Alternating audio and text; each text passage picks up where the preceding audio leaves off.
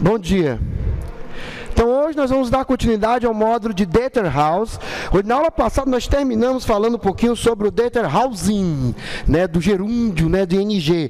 Hoje nós vimos exatamente que o Data Housing é um processo no qual, exatamente é o ambiente, né, o sistema no qual você tem as suas diversas fontes de dados que não necessariamente são banco de dados. Nós comentamos que essas fontes podem ser texto, né, pode ser um XML, pode ser um FTP, pode ser um web service, tá? E daí nós vimos que através de um trabalho conhecido como ETL, que é a extração, transformação e carga, né, o Extraction, Transformation and Load, né, os dados são levados para o Data House, que é um banco de dados, só que um banco de dados otimizado para consultas. Né, um banco de dados, como nós vimos na aula passada, que não tem as operações de atualização, exclusão, mas que na verdade eu só recebo cargas de dados que são inseridas periodicamente e depois os dados são então consumidos ou consultados, se você preferir este verbo. Tá? E o Data House serve de base para diversos tipos de sistemas, como relatórios de consultas, análise multidimensional, que é o OLAP, que nós vamos estar estudando no próximo módulo, mineração de dados, que é outro módulo também que a gente vai estar vendo,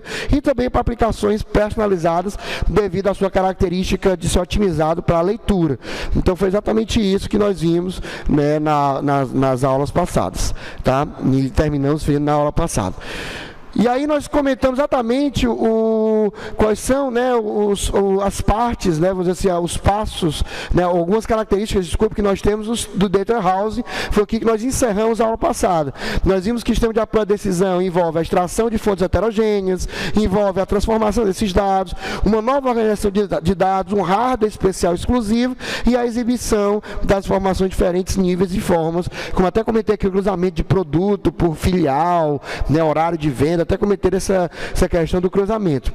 Hoje nós vamos começar a aula falando um pouquinho, tá, um pouquinho, não é o foco aí. Nós temos um capítulo só sobre ETL, tá certo? Que é o capítulo 5. Tá? Então, mas aqui a gente só vai dar uma rápida visão do que seria esse processo, tá? Para você entender o que é realmente extração, o que é transformação, o que é limpeza de dados, que faz parte da transformação, e assim por diante. Então, por favor, Marcos, comece aí lendo para nós, né, o primeiro tópico. Tá? Então, o primeiro passo do ETL, do processo do ETL, é puxar os dados das suas fontes. Essas fontes são chamadas, esse passo é chamado de extração. Então, consiste simplesmente se conectar à fonte onde está o dado que você quer e puxar os dados que são de interesse para o armazém de dados. É importante frisar... Diga, João, como é?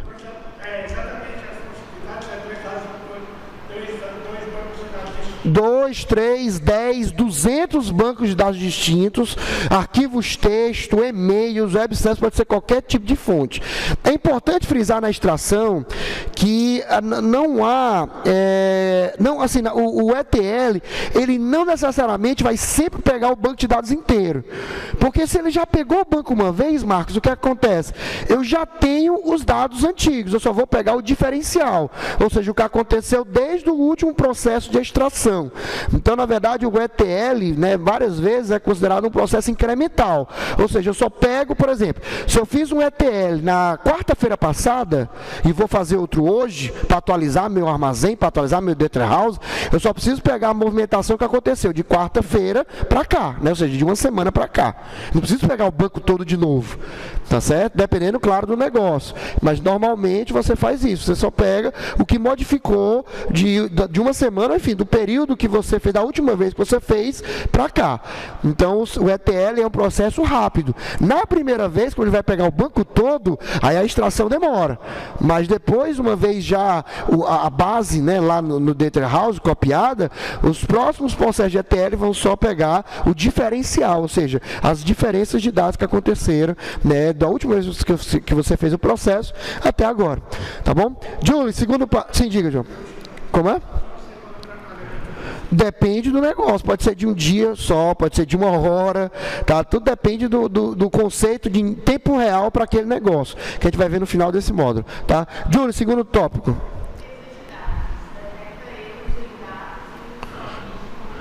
quando possível, porque a limpeza de dados ela tem a seguinte característica: ela pega os dados e olha, por exemplo, se não tem dado com uma data inválida, com um CPF que não existe, ou com campos em branco que eram para ser obrigatórios, ele verifica esse tipo de informação. Dependendo do problema, eu posso consertar. Por exemplo, um produto veio e eu percebi que ele está sem categoria. Aí eu posso, lá na ferramenta, atribuir automaticamente uma categoria. Toda vez que ele encontrar um produto sem categoria, ele joga na categoria outros. Eu tenho como fazer isso na ferramenta.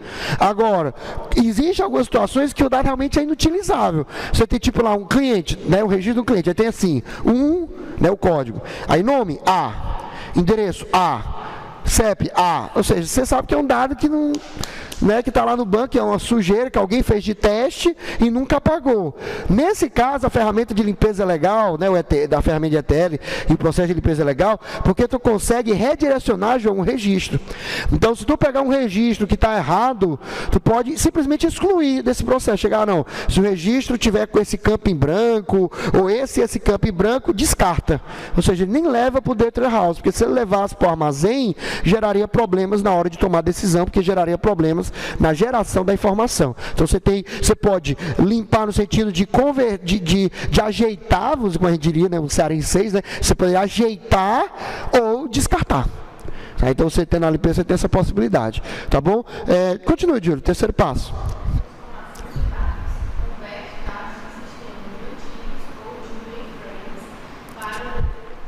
Transformação difere de limpeza, porque os dados, quando chegam para transformar, já estão limpos. Você já não tem sujeira, dado inválido, não. O que acontece na transformação? Eu posso juntar 2 campos num só. Eu posso criar um novo campo a partir do cálculo de 3 campos. Eu posso quebrar um campo em 2 ou mais campos. Tá? Então, esse tipo de transformação que você faz, que seria a transformação propriamente dita. A gente chama só de ETL, porque a limpeza é considerada transformação. Tá? Então, você dentro da transformação, você limpa e depois realmente transforma. Aí você tem joins, você tem splits, você tem todas as operações, ou seja, de juntar e separar os dados. Na verdade, você faz o contrário, né? Eu desnormalizo exatamente na transformação. Tá? Então, quando eu estou puxando, ele vem normalizado ainda, né? Aí, quando eu trago para a transformação, eu desnormalizo, ou seja, eu quebro as chaves estrangeiras e trago os dados para serem redundantes, como a gente comentou na aula passada. Não, você que configura. Não, você tem que dizer como você quer que seja feito. Mas entenda, você só monta o ETL uma vez. A partir dele vai fazendo aquelas atividades toda vez que você pedir, entendeu? Ou agendado.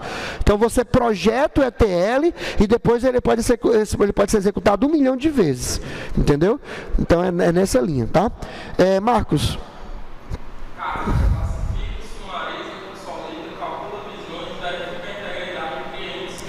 Aí, vixe, professor, que isso tudo? Na prática, resume-se ao pegar tudo que eu transformei e jogar dentro do DW, dentro do armazém. Só que quando eu jogo dentro do armazém, eu posso criar índice, eu posso criar visões, eu posso sumarizar, eu posso fazer o que eu quiser. Tá? Mas, basicamente, é eu pegar o dado, depois de transformado, e inserir dentro do Data House, fazer o processo de carga. Tá bom? O último, Marcos.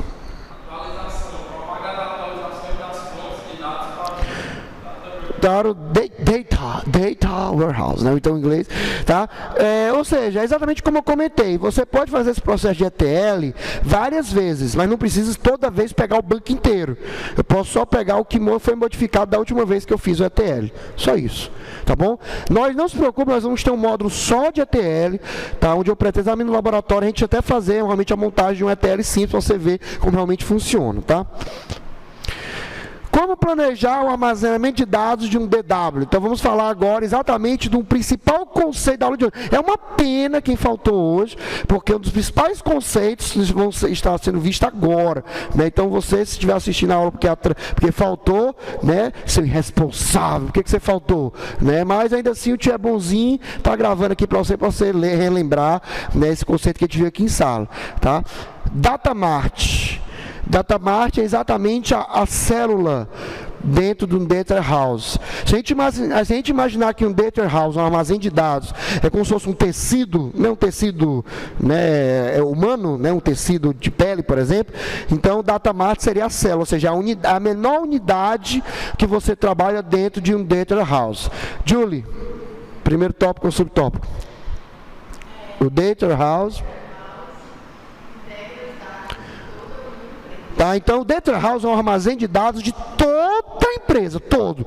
Então ele está falando aqui que todos os setores, todos os dados gerados pelos setores, todas as tabelas, todos os problemas da empresa são consolidados em um único Data House. Eu não tenho uma empresa 2, 3, 4 Data House. Eu só tenho um.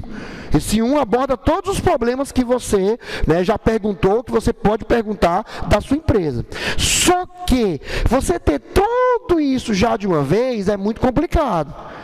Pense comigo, se eu já tenho dificuldade para projetar um banco relacional, né, que envolve a empresa toda, imagine um armazém de dados que é para tomar de decisão, que responda todas as perguntas, todos os problemas da empresa. Não tem condição. Então, por isso, você não resolve de uma vez, você não cria um Data House de uma vez. Você cria de acordo com o problema que você quer resolver. Você tem uma pergunta, essa pergunta orienta a montagem, então, exatamente de um data mart, tá? Marcos, subtópico. Entretanto, segundo tópico. Entretanto, por exemplo, eu quero saber como é que estão as vendas dos produtos por filial. Então, querendo ou não, eu estou fazendo uma pergunta específica na área de vendas. Eu não preciso envolver, por exemplo, recursos humanos. Já que eu quero só cruzar produto com filial, eu não estou agora, por exemplo, mas agora eu quero saber, por exemplo, como é que está, eu quero cruzar os funcionários pelos horários de chegada deles e de saída, né, de batida de ponto. Então, observe que eu já estou falando de RH, não estou falando de venda, da parte de vendas ou de operacional da empresa. Em outras palavras, todo problema que um gestor vai apresentar para nós, analistas de dados, vai ter ou um conjunto de ou um assunto ou um setor específico. Então eu não preciso ir já de cara montar um Data House para responder 20 perguntas. A gente pega uma pergunta, pega tudo que está relacionado àquela pergunta e responde, montando um mini Data House, que ao invés de mini Data House, que não seria muito, né, chama-se Data Mart. Então, Data Mart nada mais é do que o conjunto de dados extraídos lá do banco operacional que respondem a uma pergunta, tá, de um assunto ou de um setor. Foi claro até aqui? Alguma dúvida? Pode perguntar, Julie. Qual foi a parte que você não entendeu? Pronto, então, mais uma vez, ó, Data Mart é um conjunto de dados extraídos do operacional, certo? Via ETL, que respondem a uma pergunta, a um problema específico da empresa. Porque quando tu for fazer um projeto, vai ver que a empresa vai ter 3, 4, 5 perguntas. Eu quero saber, por exemplo, qual é o perfil do meu cliente. É uma pergunta. Eu quero saber quais são os produtos mais vendidos e a relação deles com questão de vendedor, filial. É outra pergunta. Eu quero saber agora como é que está, por exemplo, a relação entre fornecedor e produtos no estoque. Né? Os pedidos que eu faço no fornecedor e os produtos no estoque. Como é que está a relação disso? Já é outra pergunta. Observe que aqui eu falei 3 perguntas distintas de 3 setores, né, diferentes. Então, ao invés de eu partir para resolver as 3 de uma vez, eu faço de uma em uma. Então, primeiro, por exemplo, vou pegar esse do fornecedor e do estoque. Então, vou pegar os dados só que me interessa para responder aquela pergunta. Uma vez que eu tenho, né, a possibilidade de verificar essas informações, de cruzar, né, o fornecedor com os produtos que eu estou pedindo, o estoque deles, eu respondi uma pergunta. Eu já montei um mini armazém, que é o Data Mart. Agora eu vou para a segunda pergunta, que é, por exemplo, a do produto por filial. Aí já é outra pergunta, são outros dados. Aí eu vou resolver esse outro, é o outro Data Mart. Foi claro? Ok, Marcos? João, tranquilo? Pode dizer, entendeu o mesmo conceito? Então, Data Mart é exatamente o conjunto de dados que responde uma pergunta específica. Porque, pensa comigo, se eu tiver que responder, sei lá, 5 perguntas, resolver 5 problemas, você concorda comigo que eu vou estar avaliando 5 situações diferentes? Isso demora tempo, isso leva tempo. É a mesma coisa você fazer um software. Você vai fazer um programa, você vai fazer um software. Você não pode fazendo interativo incremental e fazendo em partes, entregando, do que fazer ele todo de uma vez e só no final entregar para o cliente como seria, por exemplo, cascata. Eu não poderia fazer dessa forma? Então é a mesma lógica. Tá? Então é exatamente a mesma lógica que você utiliza aqui. Você faz que nem César. Você divide para conquistar. Ao invés de você trabalhar com todos os problemas de uma vez, você já vai atuar somente num problema específico.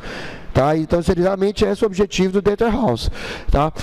E aí, por mais complexo que seja, o problema pode ser dividido em partes menores até se tornar setorial. Tá? André, último tópico, para gerar informações...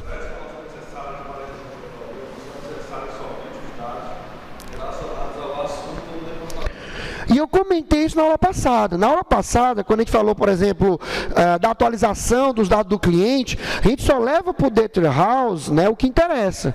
Então, consequentemente, você vai levar para o Data Mart o que interessa. Por exemplo, se eu quero fazer um cruzamento entre a compra de produtos e o bairro que o cliente mora, vocês concordam comigo que eu não preciso levar o e-mail dele, não preciso levar o telefone, não preciso levar a idade, eu só quero uma relação entre os produtos, então eu vou ter que levar os dados do produto, e nem todos, alguns, né, só o nome do produto, o valor dele, etc. Não preciso levar, por exemplo, o cor do produto, o peso do produto, não preciso. E, em relação ao cliente, só preciso levar o quê? O código do cliente e o bairro que ele mora. Pronto, para fazer esse cruzamento. Ele não quer ver por cliente, ele quer ver por bairro. Ele quer sumarizar por bairro. Então, para ele só precisa desses dados. Então, não precisa trazer tudo para o cliente. Só precisa trazer, no caso, o código do cliente, o bairro e do produto, só o código do produto, o nome do produto e o valor de venda dele. Pronto. Só precisa trazer isso. Noutra pergunta, no outro Data Mart, aí pode acontecer o quê? Ah, não, eu quero ver agora os vendedores e os respectivos clientes desses vendedores, saber qual é a relação. Se, por exemplo, se eu tenho algum cliente que está sendo atendido por 2 vendedores ou não, aí já observo que já são outros dados que me interessam. Me interessa o código e o nome do vendedor e me interessa o código e o nome do cliente, né, para daí eu fazer este cruzamento. Tá ok? Alguma dúvida, alguma pergunta? Então, Data Mart vai ser exatamente isso, é essa unidade na qual você divide. Ó. Então, daqui o conceito importantíssimo. Marcos, tem a honra de ler. André chegou na hora certa, porque o conceito mais importante da aula de hoje é esse. Tá, Marcos, vamos lá.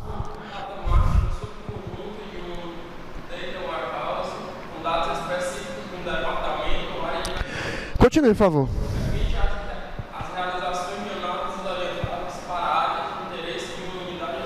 Tá, então é a realização, tá errado ali, depois eu ajeito, tá? Ou seja, então, um Data Mart é um conjunto de dados que permite um setor responder sua pergunta, seu problema, avaliar um dado. Então, mais uma vez, para o setor, por exemplo, de compras, não interessa o desempenho dos vendedores, então ele não vai ter nada de dado de vendedor. Interessa, por exemplo, como é que está o estoque, e interessa, por exemplo, como é que está o fornecedor. Como é que está a relação dele com o fornecedor. Então, para responder as perguntas do estoque, eu vou ter um conjunto de dados específicos que o estoque vai manipular. Então, é o Data Mart do estoque. Já o RH vai ter um conjunto de dados que vai responder as perguntas do recursos humanos. Então, o Data Mart do recursos humanos. Então, é exatamente isso. É você pegar esse grande armazém que seria toda essa união de todos esses Data Marts e quebrar. Realmente, por setor, por usuário, por cargo, de acordo com a necessidade da empresa. Tá ok? É exatamente a estratégia que a gente chama de bottom-up, né? Ou seja, você começa respondendo as perguntas individuais e depois você junta todo mundo. É a mesma coisa no desenvolvimento interativo incremental, né? Como o RUP, por exemplo, você vai montando parte do programa e no final você junta todo mundo. É a mesma coisa. Tá? Você faz a estratégia de César, dividir para conquistar. Ok? João, tranquilo? André? Júlio, ok? Compreendido? Tudo bem. Por favor, André, o segundo subtópico, visualiza. Ou seja, eu tenho tempo, mas eu observo um fato específico. Eu não observo todos os fatos. Me interessa responder uma pergunta. Então, eu estou avaliando um fato. Por exemplo, o total de vendas de um produto por cidade. Pronto. Então, só me interessa o que aí? Pedir as vendas, os produtos e as cidades onde elas ocorreram. Não me interessa quem foi o cliente, não me interessa quem foi o vendedor, não me interessa como é que foi o estoque, nada disso. Oi? Claro, para ver o progresso, para ver a evolução. Se eu quero saber, por exemplo, qual é o mês que mais vende no ano, eu tenho que ter um intervalo de vendas de 12 meses para eu verificar a sazonalidade do meu sistema. Tá? O tempo não é importante, o tempo é crucial. Toda avaliação aqui você vai ter alguma dimensão tempo. Tá? Ainda que você não use, ainda que a pessoa naquela hora não queira usar. Mas sempre você vai estabelecer um intervalo, senão como é que tu vai filtrar do jeito que tu quer? Eu quero verificar produto por filial, né, por cidade, dentro de um mês. Então eu tenho sempre um mês, ou um período de tempo no meio. Um mês, uma semana, um ano, um semestre, 2 anos, 10 anos. Então eu sempre vou ter um tempo no meio. Tá? Sempre. Como a gente comentou no ano passado, a dimensão tempo, né, existe, e se porventura não tiver no banco operacional, a gente monta ela quando estiver fazendo o ETL. Tá bom? Isso, exatamente. Na verdade é o seguinte, a gente transfere tudo. Porque 1 ano, 6 meses é só uma filtragem que ele faz. Tá? Então, tipo, eu preciso da avaliação dos dados de 1 ano. Você vai montar o datamart, mas você não vai se preocupar em levar somente a coisa de 1 ano. Você pode levar demais. Aí a pessoa vai lá e filtra, não é problema. Tá? O que não pode é faltar dados que seriam necessários. Por exemplo, eu vou fazer uma avaliação como eu falei, do total de vendas por produto, por cidade, e esqueço de trazer o nome do produto. Aí não faz sentido, aí é um erro. Mas o tempo é só uma condição mais de filtragem. Porque, na verdade, até, Júlia, a sua pergunta é interessante, porque o cliente vai começar pedindo 1 ano. Mas depois ele vai chegar para ti e vai dizer, não, mas eu queria 2 agora. Ou então eu queria 6 meses, eu queria 3 meses. Se tu não levar logo todos os dados, todos, né, dessa relação, por exemplo, produto e cidade, de todo o histórico da empresa, aí tu vai ficar toda hora montando datamarts que na verdade são filtragens, são views do datamart mesmo total, que seria o quê? Você ter todas as vendas que aconteceram, né, durante a existência da empresa. Então o tempo você leva tudo. Os dados, quando eu digo que eu vou levar produto por cidade, eu vou trazer todos os produtos e todas as cidades. Aí o usuário é que vai definir o que é que ele quer. Eu quero agora só os produtos com a letra P. Aí traz só os produtos com a letra P. Eu quero só as cidades da região do estado do Ceará. Aí traz só... Tá entendendo? Mas eu trago todos os dados que possibilitam eu responder a pergunta. Que é avaliar um fato. Você pode perguntar.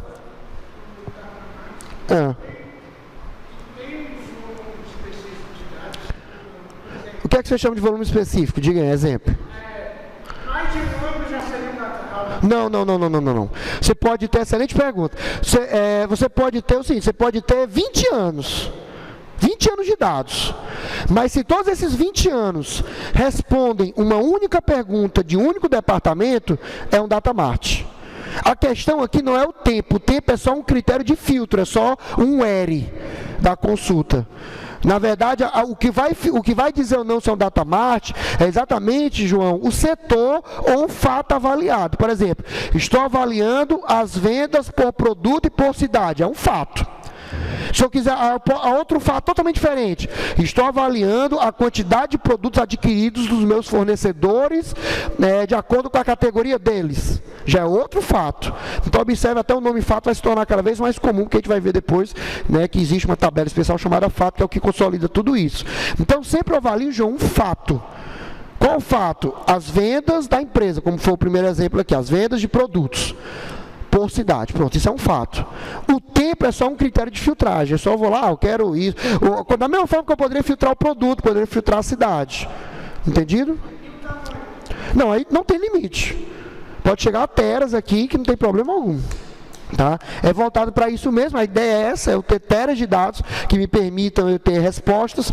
A questão maior é só pensar o seguinte, para facilitar. É só você pensar de que o datamart responde uma pergunta. Pronto, são todos os dados que permitem avaliar um fato, responder uma pergunta. Exatamente, o datamart é dentro do Data House. Tá? Então vocês vão ver que quando a gente estiver falando de projeto, que eu não sei se a gente vai chegar nisso hoje, provavelmente é segunda-feira, mas quando a gente estiver falando de projeto, você vai ver que tem uma tabela chamada fato, que é a tabela onde tem toda a parte numérica, né, da pergunta que tu está fazendo, total de vendas, etc, etc. Aí, ligado a ela, tu vai ter as dimensões. Ó, eu posso avaliar o total de vendas por cliente, por geografia, por tempo, por produto, entendeu? Vai ter essas relações, como se fosse uma tabela central, onde consolida todo mundo, e vai ter essas tabelas auxiliares, entre aspas, que é o que você pode estar cruzando. Então, nesse Datamart, eu vou ter o total de vendas, eu posso fazer o quê? Eu posso avaliar o total de vendas por cliente, por geografia, por tempo, por produto e por vendedor, por exemplo. Entendeu, João? Pode dizer, entendeu, André? Tá, então, eu vou ter um fato. Fato, geralmente, até antecipando, já você também que nos assiste, a gente está antecipando que a gente vai ver, não sei se hoje ainda, mas é bom já ficar ciente. A gente vai, um fato, nada mais é do que uma consolidação numérica de alguma coisa, ou seja, é uma mensuração, uma medida de alguma coisa. Então, por exemplo, eu quero medir, pronto, pegar aqui o sistema acadêmico, passar um pouco de sistema de loja, sair para o sistema acadêmico. Eu quero medir o rendimento dos meus alunos, pronto, esse é o fato. Só que eu posso cruzar o rendimento por aluno, por semestre, por professor, por disciplina e por curso. Eu posso fazer isso? Mas eu estou avaliando um fato. Qual fato? Rendimento acadêmico. Pergunta, tem alguma coisa a ver rendimento acadêmico com o pagamento, por exemplo, se os alunos estão pagando em dias ou não? Não tem. É outro fato. Entendeu? Então, outro Datamart será utilizado. Pronto, acho que agora o exemplo acadêmico ficou até mais claro. Tá? Então, geralmente você avalia um fato. Esse fato, como eu disse, vai ser geralmente algo numérico. Porque você geralmente soma, tira médias, máximos, mínimos, etc. E a partir desse fato vai estar ligado a dimensões. Que é exatamente, você pode avaliar o fato sobre a perspectiva do cliente, perspectiva da geografia, que é a localização, e assim por diante. Ou no caso aqui do rendimento do aluno, você pode avaliar por aluno, por semestre, por curso, né, por disciplina e assim por diante. Tá ok? João, tranquilo? Tá? Então, projeto e implementação demanda menos recursos e possui retorno mais rápido que um Datamart, que um Data House. Isso é muito importante, porque, infelizmente, um projeto de BI, né, e, consequentemente, dentro do projeto de BI, você tem um projeto de armazém de dados, não é um negócio que você consegue vender facilmente para o seu cliente, porque o cliente ele tem costume de querer as coisas naquele momento. Então, ao invés, André, de você atacar já a empresa toda, é mais interessante você atacar fatos diferentes. E de preferência, lembra aquele processo de tomar de decisão que a gente fez brainstorming e tal? Você escolher qual fato gera o retorno mais rápido ou tem maior impacto para a empresa. E aí você começa trabalhando este fato. Em outras palavras, quando tu entra para fazer, João, um projeto de Data House, você não vai fazer um projeto já de tudo.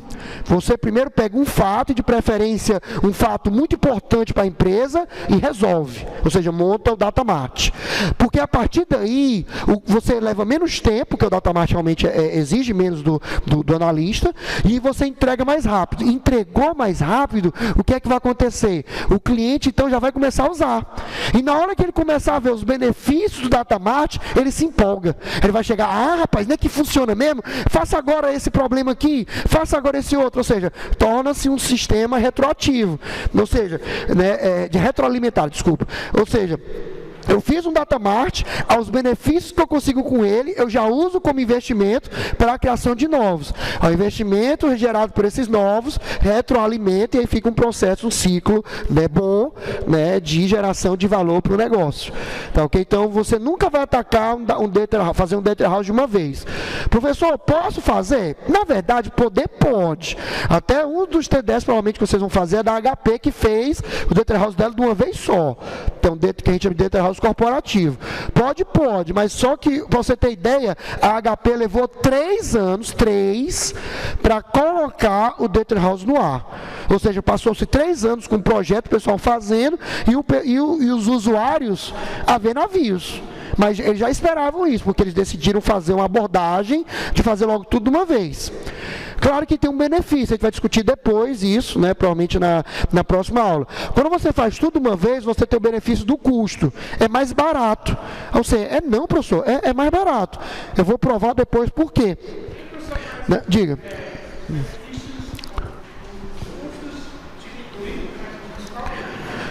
Na verdade é o seguinte, quando você faz um data mart, o retorno é mais rápido, certo? O retorno do investimento, o ROI, né, que a gente comentou, o retorno do investimento é mais rápido. Só que, embora o retorno seja mais rápido, eu só estou respondendo uma pergunta, concorda? Depois eu vou respondendo outra pergunta. No final, tu vai ter que consolidar, porque tu vai ter dados repetidos. Essa consolidação é o que vai gerar o gasto adicional. Porque se eu fizesse o data house de uma vez só, eu não teria a redundância, porque eu já faria tudo de uma vez. Então, no final, você montar um data house é mais barato. Só que é mais barato, mas o cliente não vai ter, não vai tocar na solução, não vai sentir a solução de imediato, vai levar mais tempo. E geralmente o cliente, né, principalmente aqui no Brasil, é um cliente afobado. Então, né, acaba tendo a necessidade de você dar entregáveis a ele. Um data mart, dependendo da pergunta, em um mês tu já está entregando pelo menos um protótipo para o cara começar a usar. Tá? Enquanto um data house, o projeto mínimo que eu já peguei é 1 ano. Tá? No mínimo. Tá, então já imaginou, qual empresa, qual cliente que vocês conhecem que esperaria 1 ano para pegar na solução pela primeira vez? Pela primeira vez, não tem condição. Tá, mas existe essa abordagem, eu posso fazer. No caso da HP, porque a HP tinha dinheiro, então ela banca. Então ela consegue, vou fazer, pouco me importa. Pronto. Mas não é comum. O comum realmente é partir exatamente disso. Tá? Porque você faz primeiro um fato, depois avalia outro fato, depois avalia outro fato, depois avalia outro fato. E no final, aí você vai ter um tempo extra, porque você vai ter que juntar esses fatos para eliminar as redundâncias. Tá ok? Alguma pergunta, alguma dúvida até aqui? Muito bem. Marcos, um data mart pode ser? Pode ser dependente quando a visualização depende de dados provenientes do data verified. Já vou explicar, pode continuar. Independente quando a visualização depende apenas dos dados. A ideia é que você vai começar fazendo data mart independente, ou seja, vai ter os dados para responder a pergunta dele. Só que, à medida que o tempo for passando, vai acontecer do cliente querer unir 2 fatos. Ou seja, vai querer unir 2 data marts para responder coisas mais, vamos dizer assim, perguntas mais cabeludas. Por exemplo, eu comentei aqui do rendimento acadêmico. Então, de cara, o rendimento acadêmico não tem nenhuma relação, assim, pelo menos inicial, o rendimento acadêmico não tem nenhuma relação com o pagamento do aluno, com, né, o seu aluno, com a sua Oi? É a assiduidade do pronto, aqui eu acho que é bonito, só vocês sabem. A assiduidade do pagamento, né, do aluno. Mas será que realmente não tem nenhuma relação? Aí, ou seja, eu vou acabar tendo que juntar 2 fatos para avaliar. Eu vou avaliar o rendimento e vou avaliar, né, como ele está pagando em dia ou não. Pode acabar aparecendo uma surpresa. Eu descobri, por exemplo, que os alunos que pagam em dia têm um rendimento bom, enquanto os alunos que têm dificuldade de pagar, que sempre pagam atrasados, têm rendimento ruim. Só que é uma pergunta muito mais elaborada. Uma pergunta que de cara você não vê relação alguma. Então, na verdade, estou juntando o quê? 2 fatos. Concorda? 2 data marts que eu tinha criado anteriormente, eu vou querer integrar. Quando você tem essa integração, você chama ele de dependente. Porque, na verdade, o fato rendimento acadêmico está dependendo do fato pagamentos, para daí ter esse novo fato, para ter essa relação, entendeu? Então, seria esse conceito de dependente. Você começa a fazer independente, mas, como eu disse, à medida que o cliente vai se empolgando, ele vai chegar com perguntas mais realmente complexas, que vão envolver mais fatos e mais dimensões. E aí, nesse momento, você vai começar a precisar dos outros data marts que você tinha montado antes independentes para cruzar dados entre eles. Né? Eles criam uma nova tabela fato. Para cada pergunta dessa é uma nova tabela fato. Ah, professor, então eu tenho 2 fatos, elas alimentam uma terceira. É isso mesmo, ela alimenta uma terceira tabela fato. Tá? Que aí essa tabela fato vai estar consolidada o que me interessa do rendimento acadêmico com o que me interessa do pagamento, da questão da assiduidade do pagamento. Assiduidade. Eu vou aprender esse tema até o final. Tá ok? Deu para entender isso ou não? Tá? Então, já, como eu disse, às vezes, exatamente a inteligência vem desses cruzamentos mais inusitados. Né? Poxa, pagamento e rendimento em teoria não tem tanto a ver, mas será que não tem tanto a ver? Outra coisa também, essa questão do pagamento e do rendimento, e ainda posso colocar um terceiro fato avaliando, que é, por exemplo, a questão do período do aluno. Será que existe alguma diferença de perfil do aluno que estuda de manhã e de noite? Posso muito bem descobrir que, como o cara que estuda à noite, geralmente o cara trabalha o dia todo, vem mais cansado, o rendimento é ruim, mas é o cara que paga em dia, ou seja, aí realmente não há relação alguma, né, assim, forte entre o rendimento e o pagamento, mas sim entre o rendimento e o período. Já o aluno da manhã não, o aluno da manhã eu percebi que o aluno da manhã que não paga é o aluno que tem rendimento ruim. Então é esse tipo de pergunta que eu consigo descobrir, tá? Que eu consigo responder.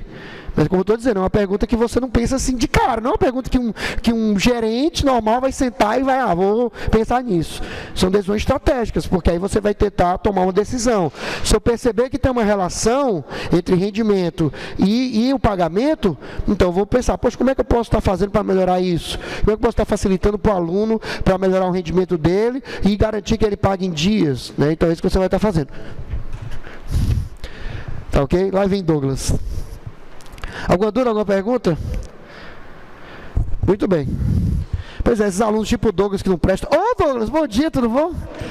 Tudo bem, seja bem-vindo, estava sentindo sua falta, né?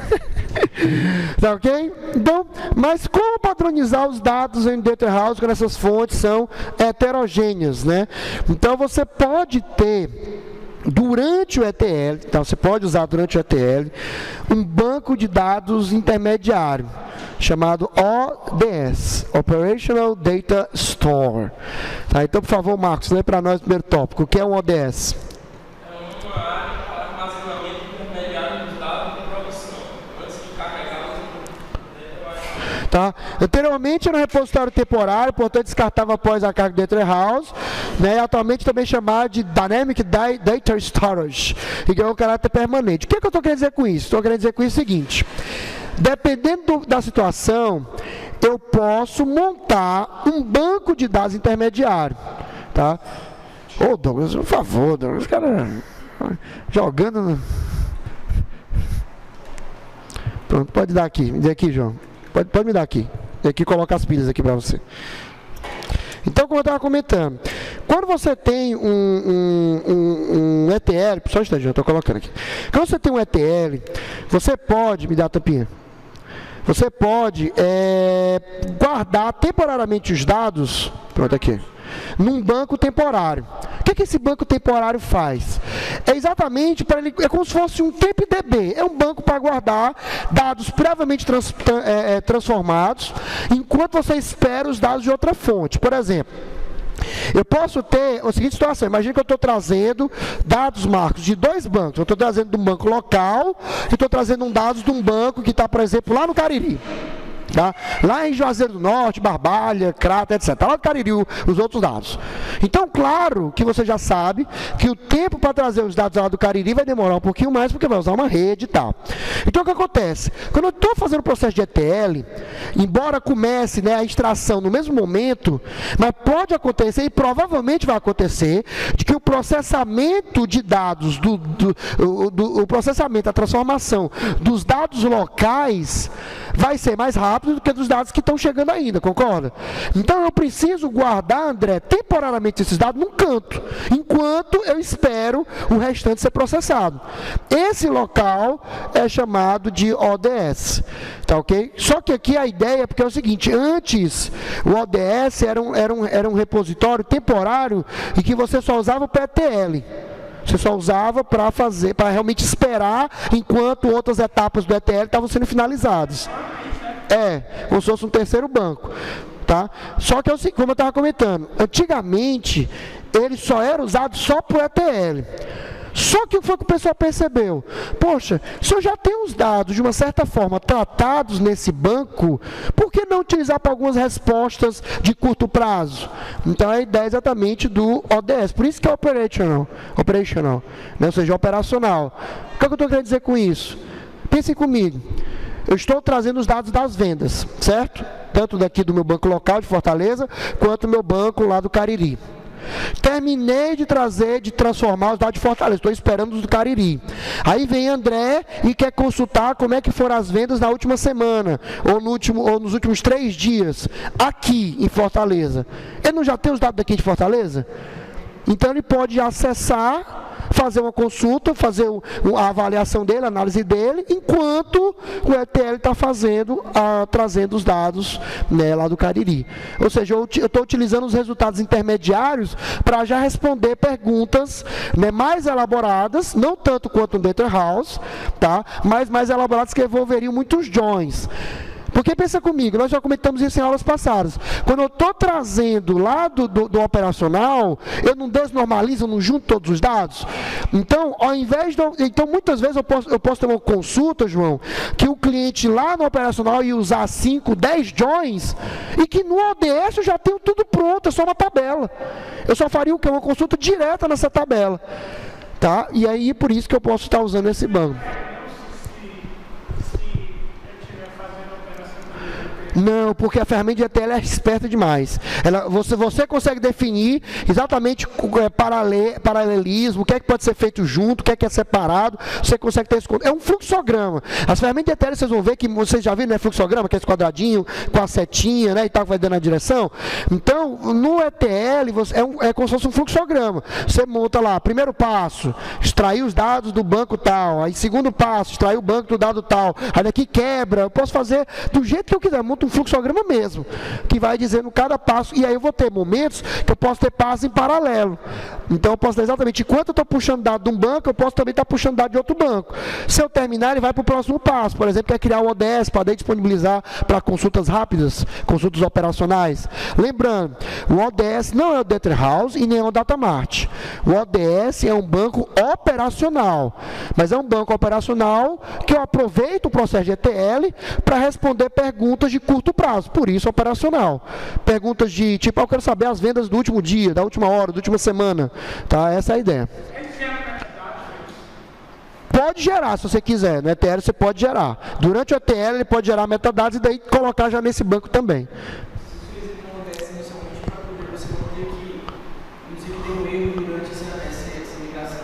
Também. Exatamente. Pronto. Joga no banco e fica lá guardado, para depois continuar de onde parou. Exatamente, pronto. Também, mas a ideia que ele propõe aqui não é para a questão de plano B, ou de pausar o ETL para depois continuar. A ideia é exatamente que como está lá parado, mas já está transformado, já está, né, desnormalizado, tudo junto, por que não usar? Entendeu? Essa foi a sacada.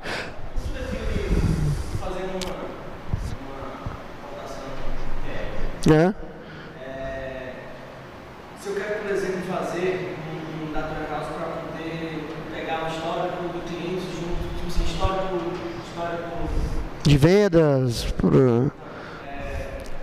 dados cadastrais dele, que vai estar no banco, com dados transacionais que vai estar em outro banco. Eu defino a ETL justamente para você fazer pegar o pegar separado e depois só fazer. Mas aqui tá, tu vai pegar separado, vai levar mais tempo. E tu vai fazer no manual, você tem uma coisa que pode fazer automático? Né? Exatamente, periódico, e como até estava comentando, né? O tempo real de negócio para negócio varia. Por exemplo, o teu negócio, você só trabalha com cartão. Então, o teu negócio, por exemplo, o teu ETL pode ser feito de minuto a minuto. Já no caso do escritório de advocacia, não precisa ser minuto a minuto, pode ser dia a dia. Né, porque o negócio lá não anda com a mesma velocidade. Depende do negócio. Mas o importante é que o ETL é periódico. E ele sempre vai estar pegando e incrementando. A gente comentou aqui no começo da aula, sabe? Aquele momento que você não estava aqui ainda, sabe?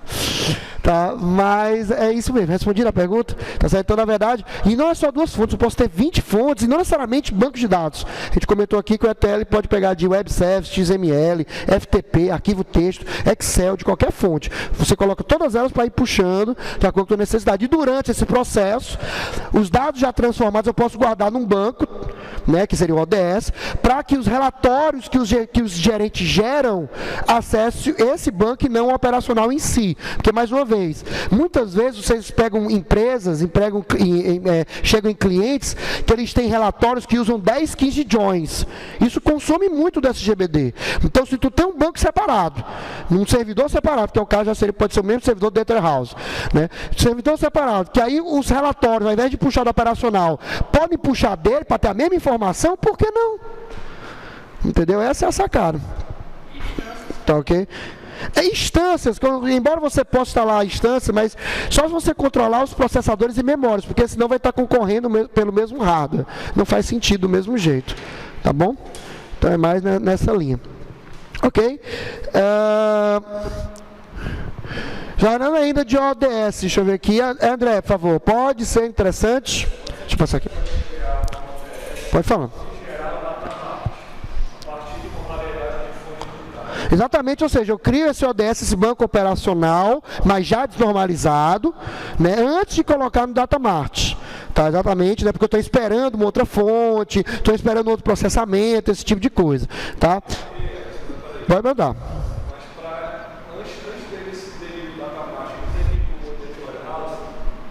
Antes de ir para o... mas é dentro do Data House. Na verdade, quando a gente fala Datamart e Data House, o Datamart, ele é dentro do Data House. Então, na verdade, você vai inserir no Data House. Onde? Em um Datamart específico, em um fato específico.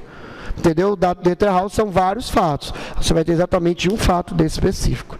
Tá ok? Respondido? Tá ok? Mais alguma dúvida, alguma pergunta? Nenhuma? Sim, então, desculpa. Então, mais uma vez, deixa eu pegar aqui, rapidinho aqui, só um instante. Pronto, aqui, ó. E o pincel aqui, propagador. É como se eu tivesse aqui, ó. Tem as fontes, tá? Então, eu tenho as fontes aqui, A e B, por exemplo, certo? Então, eu começo a fazer o ETL. O ETL, então, por exemplo, vai extrair os dados daqui, extract, extração, né? Também extração. E eles podem jogar nos ODS deles aqui, ODS. Certo? ODS. Já pode, na extração já pode jogar se quiser. Ou então, eu posso fazer isso aqui. Eu extraio os dados. Os dados ficam, né, vou colocar aqui, né, um gridzinho para você entender que são os dados, certo? São os dados extraídos aqui. Trouxe os dados. Aí daqui eu posso aqui a transformação. Transformar, ou seja, mesclar dado, unir, separar, desnormalizar. Aí eu não vou ter um resultado, que são os dados já prontos para ser inserido no Data House, consequentemente no Datamart. Só que o que acontece? Eu estou esperando isso aqui ainda, por exemplo. Eu tenho algum outro passo que eu não vou fazer. Posso colocar então num banco, que seria esse ODS. Esse ODS é acessado por quem? Esse ODS vai ser acessado por o pessoal do operacional, não é, tá, operacional. Não é pessoal de tomada de decisão. Tá? Na verdade, é só pessoas, mesmo gerente, primeiro nível, é pessoal transacional. A única vantagem do ODS é que, como eu disse, os dados aqui já vão estar juntos. Eu já vou ter feito aqui na transformação, por exemplo, eu já fiz aqui, por exemplo, mais de 15 joins. Que é um processo que consome muito do servidor de dados. Já está todo prontinho. É como se eu tivesse uma view processada, né? Vocês viram? Não foi na cara de banco? Então tem uma view, a view não pode ser join e tal, no final não gera, só que a view, toda vez que tu executa, ele faz os joins. Só que os SGBDs como SQL, Serve e Oracle, permitem o recurso de uma view armazenada. Ou seja, onde eu executo a view e guardo o resultado fisicamente no HD. É como se fosse o ODS. Tá? Por quê? Porque quando o usuário for pedir a view, como ela está armazenada, eu não vou precisar processar de novo. Pronto, a ideia é só essa. É só isso. Tá? Não é nada do outro mundo. É só porque, como durante o ETL eu vou ter esses dados já no ponto de ser usados pelo operacional, ou seja, não é para tomar decisão, mas é porque diminuiria o peso nas fontes de dados de processamento. Então, como eu já tenho isso pronto, por que não usar? Foi daí que surgiu essa ideia do ODS. Tá ok? Respondido? Pode dizer. Tranquilo? Ok, Júlio? Ok, Marcos? Ok, então, é um banco. E aí, por exemplo, enquanto aqui está fazendo extração, aí extrai os dados também. Aí tem outra transformação aqui. E aí daqui, por exemplo, é que ele poderia se juntar, né, aqui com esse aqui, para daí fazer a carga, bem aqui. Né, que aí jogar no Data House. Né? Normalmente ocorre se o processamento é mais Depende. Tu acha mesmo que uma empresa aérea ou uma empresa de cartão de crédito faz os ETLs dela de madrugada? Não tem como, elas fazem durante os horários mais pesados do dia. Entendeu? Então, na verdade, é o que eu estou dizendo. Esse processo, infelizmente, não é um backup. Um backup, geralmente, ainda assim, backup você não faz só no final do dia. Empresa grande você faz de 15 minutos, 10 minutos, 5 minutos. Tá? Mas o que a gente está querendo dizer é exatamente isso. É que o ETL não tem horário para acontecer. A verdade é essa. E eu estou aproveitando, então, o processamento que o ETL vai ter para gerar já um banco voltado para consultas operacionais. Estou entendendo a diferença? O ODS é um banco para consulta, selects, mas voltado para o operacional. Para eliminar, eu montar relatórios com 15 joins, 20 joins, 30 joins. Porque já vai ter sido processado aqui. É só isso. É como se eu criasse views armazenadas dentro do meu banco. Só que é um banco separado e geralmente no mesmo servidor do Data House, tá? Porque, querendo ou não, o processamento nele aqui não é tão grande, né? A nível de atualização. É só mais consulta. Então, seria somente um outro banco de consulta. E aí o programa operacional ia estar acessando, como vocês estão vendo, esse daqui. Então, o operacional acessa ficou feio, né, o nome? CDU, pronto. Porque CUD não dá certo, fica CDU. Commit, delete, update, ela acessa quem? O operacional mesmo. O read, ele acessa quem? O ODS. Pronto, essa é a ideia. Até porque, vemos e convenhamos, qual a principal operação no banco de dados? É o select. Por isso que o select até é um comando considerado, não é DML, não é DDL, não é nada. Claro, depende do autor, mas geralmente os autores classificam o select como um comando à parte, um comando de seleção. Né? Então, por isso ele é tratado realmente, por isso que ele tem muitas opções, between, group by, where, tá? Realmente porque é um comando complexo. E aí eu diminuo a exigência aqui, ó. Imagina um sistema como lojas americanas, imagina um sistema como Visa, Mastercard, sistemas bancários, que tem muita inserção, muita atualização e muita exclusão. Se eu faço isso, eu ganho muito de desempenho nesses sistemas. Porque aí vocês viram, por exemplo, João está vendo em Banco de Dados 2, alguns já viram em BD2, que querendo ou não, quando você tem operações de commit, que seja de atualizar, de deletar, ele bloqueia o registro, às vezes bloqueia a tabela, enquanto não acabar. Aí é horrível. Aí fica o select lá esperando, ou então você habilita para o cara ler um dado antigo. Só que aí pode gerar problemas de leitura fantasma, leitura suja, e aí não dá certo. Aí quebra de integridade total. Então você deve lembrar, né? Uncommitted, serializable, essas coisas. Tá? Então, é exatamente para evitar isso, eu posso estar usando. Tá? Já que eu vou ter esse passo aqui a mais, antes de jogar. E aí, professor, ele jogou no Data House, para ser mais específico, ele jogou dentro, vamos dizer assim, de um datamart. Entendeu? Então, o ETL carregou um fato. É isso que ele faz. Então, o Datamart não é um banco à parte do Data House. O Datamart é dentro do Data House. Na verdade, tu cria um banco, aí tu resolve um fato. Aí depois, no mesmo banco, tu resolve outro fato. Entendeu? Tu já tem 2 Datamarts. Tu vai ver que no SQL, tu não vê o que é Datamart, exceto pela tabela fato, como eu comentei, que a gente vai estar montando. Tu vai entender quantos Datamart tem, de acordo com quantas fatos tem. Eu tenho 5 tabelas fato. Então, tu vai ter 5 Datamarts, que compõem, então, um Data House. Não, é dimensão. Fatos são numéricos, por exemplo, total de vendas, rendimento acadêmico, etc. Tá? É que foi os minutos onde você volta e assiste o vídeo que você vai ver lá. Mas é tranquilo, a gente não chegou a definir a tabela fato. A gente só falou aqui porque a discussão acabou trazendo à tona. Mas definitivamente vai ver a definição bem direitinho na próxima semana.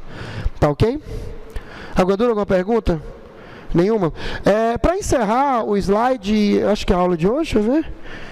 E a aula de hoje, deixa eu ver aqui, por favor, Douglas, não ouvi sua voz ainda lendo o slide, então lê logo o resto do slide todo, para compensar o atraso. Tá? Quando? A geração de dados envolve muitas fontes heterogêneas de dados operativos e externos, criação com ODS. Continue. A integração e homogenização dos variados tipos de dados, principalmente quando a sua origem remete de plataformas distintas.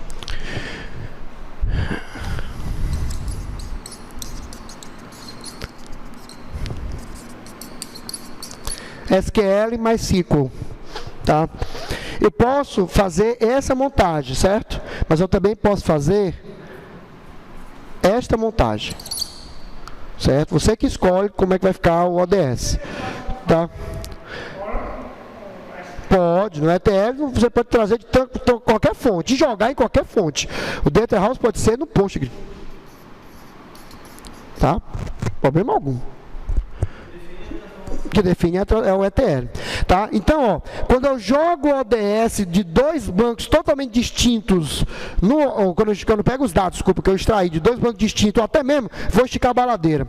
Vou colocar aqui XML, e aí eu coloco também aqui, tá? Então, aqui, extração, mais transformação. Eu posso jogar dentro do ODS os dados até do XML, do Web Services, do FTP, etc. Eu estou tornando os dados o quê? Centralizados no local que o operacional pode usar. Eu estou aumentando o poder do operacional, mas claro, o operacional não toma decisões estratégicas. Mas querendo ou não, só em juntar duas bases fora do operacional, eu posso estar dando uma visão mais legal para aquele gerente de setor, para aquele gerente administrativo que precisa de informações a curto prazo para o operacional. Tá, okay? Então, é como se eu consolidasse os dados num ponto só antes de eu levar para o DW. Porque no daqui ainda posso ter depois outras transformações. Né? Eu posso ter que colocar aqui posso ter aqui outras transformações.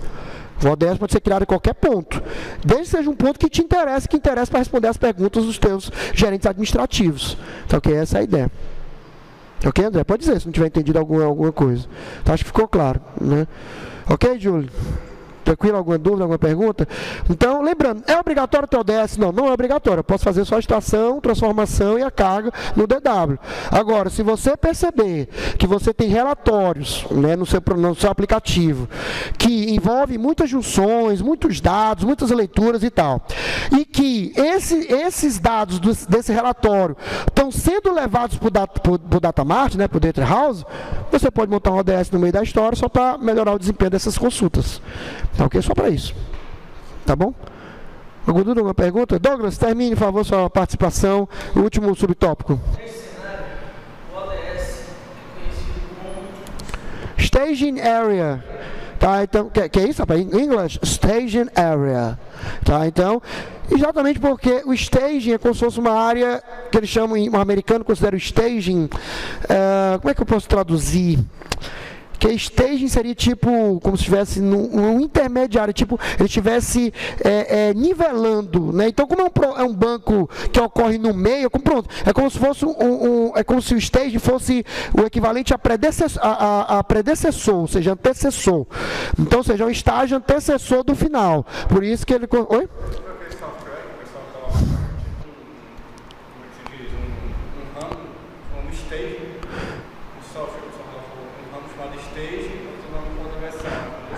Pronto, o stage é como se fosse um pré. Pronto, o stage é como se fosse um pré. É como se fosse... Pronto, eu não gosto disso, mas querendo dar um exemplo. Não gosto de carnaval. Mas não tem um pré-carnaval? Pronto, o pré-carnaval seria o staging. Seria um momento que antecede o carnaval. Pronto, é a mesma ideia. Tá ok? Não vale a pena não, viu, Douglas? Pelo amor de Deus, você é um cara sério, culto. Já fiz sua propaganda aqui no vídeo já várias vezes. Faça isso comigo não. Carnaval presta não, rapaz. Tá? Faça que nem o João. Carnaval é piscina, é curtir a família, né? Não ficar na gandaia, rapaz. Faz dar certo não. Mas enfim, então o stage é exatamente isso. Seria uma área, ou seja, ele está dizendo o seguinte, que é um banco intermediário, é um banco, né, que aparece antes do Data House. Tá? Então seria exatamente o conceito de stage. Pois é, pronto, exatamente, a estagiária, né, antes do então, ok? Por exemplo, no teatro, né, em inglês, a área que eles chamam de colchia, né, os bastidores, é o staging area, ou seja, a área antes do palco. Tá? Preparação. Pronto, como se fosse uma área de preparação, é isso mesmo. Pronto, acho que a tradução melhor é essa mesmo, a área de preparação. Ou seja, é um banco de preparação antes do Data House, mas que eu posso já usar. É isso que eu estou dizendo. Isso aqui já existia. O ETL já fazia de forma transparente. Ele já pegava, criava locais temporários e guardava os dados enquanto não terminasse. Porque ele só pode vir para cá depois que se receber dos 3, concorda?